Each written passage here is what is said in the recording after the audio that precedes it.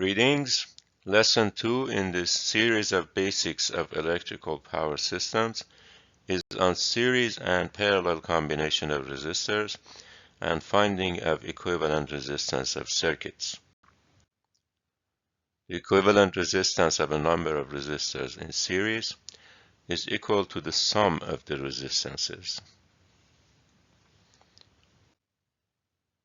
In this example, we will find the equivalent resistance of the three resistors in series by adding the individual resistances. 100, 120, and 1000 ohm resistors in series added together, they'll give me our equivalent, or the equivalent resistance of 1220 ohms. One caveat to keep in mind is that the equation discussed on previous slide does not work if there is a branching between two resistors that otherwise look like they are in series. Here we have a branching to other parts of the circuit, and therefore this formula that shows our equivalent to be equal sum of the resistances does not work in this case, and that's why I have a unequal sign here to emphasize that point. For parallel resistors, the inverse of the equivalent resistance equals to sum of the inverses of each resistance. So 1 over R EQ equals 1 over R1 plus 1 over R2 all the way plus 1 over the last resistance. We can rewrite the equation in another form, which gives us the equivalent resistance directly. So by inverting both sides, I can get R EQ equals 1 over this sum.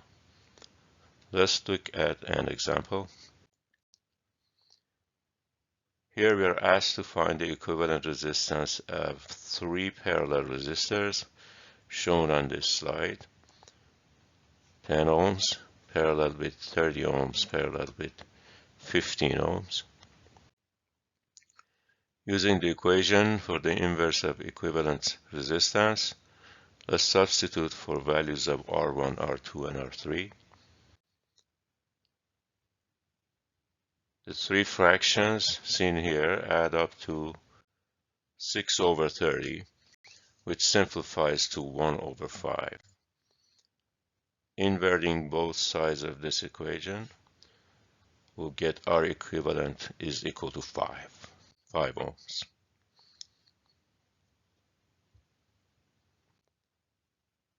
One thing worth noting is that equivalent of a number of resistors in parallel is always smaller than the smallest of those resistors. As seen here, our equivalent is equal to 5, which is smaller than the smallest in the set, which is the 10 ohm. And that's always the case.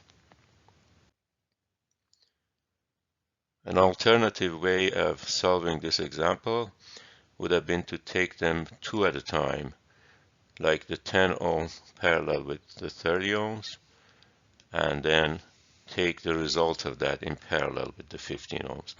In this case, 10 and 30 will result in 7.5, and then 7.5 with 15 would give you the 5 ohms again.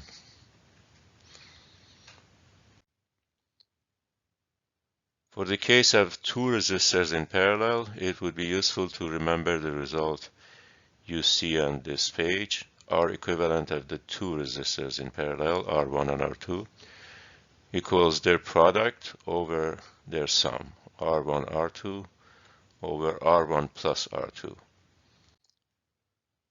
The caveat on this one is that this equation written in this form cannot extend to more than two resistors in parallel. In other words, if you had a third one, we couldn't say REQ equals R1, R2, R3 over the sum of the three. It doesn't work that way. At this point, I would like to take a short detour to do an introduction before continuing with the rest of this lesson. My name is Fouad Alvandi. I am an electrical engineer registered as a professional engineer in the state of Maryland. This is the second lesson in a series of lessons on basics of electrical power engineering that I have published and continue to publish on YouTube. You'll find my name and email on this slide, Fouad Alvandi, fouad.alvandi@yahoo.com. If you find my series of lessons to be useful, please check out my website for more comprehensive lessons on electrical power systems at own-destiny.mylearnworlds.com. Please email me with any questions at the email address on this page. Write YouTube lessons in the subject area of the email for a quick response. I will now continue with the lesson with another example. This example asks for the equivalent resistance of the circuit of two parallel resistors. Recalling the equation for two parallel resistors, R1, R2 over R1 plus R2, substitute 10 and 30 for these. We'll get 10 times 30 over 40, which comes to 7.5 ohms. Another point worth remembering is that the equivalent of a pair of identical resistors of size R in parallel with each other is equal to R half. I'll show quickly why that is. This formula becomes, if both of these were R's, the formula becomes R squared, or R times R, over 2 R's. And one of these cancels with the other, and we'll have R over 2. A pitfall to avoid here is to recognize that the inverse formula for parallel resistors can only be used if the resistors are truly in parallel.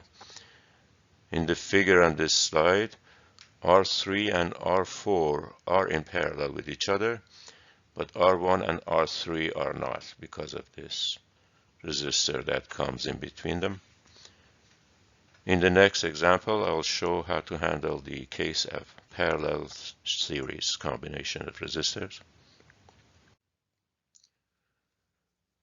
Example 4 says, what is, or is asking for equivalent resistance of this circuit. To find this equivalent, we first start with, on the right hand side, by noting that the two 15 ohm resistors are in series with each other, so we can add them to get 30 ohms. That would replace those. Then the 30 ohms that comes from adding these two together will fall in parallel with this other 30 ohm resistor, which means that their equivalent up to this point is going to be 30 over 2, or 15 again. The 15 here is in series with the 20 ohm here. So we'll add those together to get 35 for this portion of the circuit, excluding the 10. And the 35 is now in parallel with the 10, because the 35 ohm is the equivalent of those. And 35 in parallel with 10 will give us 35 times 10 over 35 plus 10, which comes to 7.778 with 4 significant digits.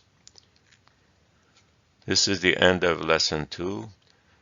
Thanks for having watched my presentation. I hope to see you in another one of my lessons.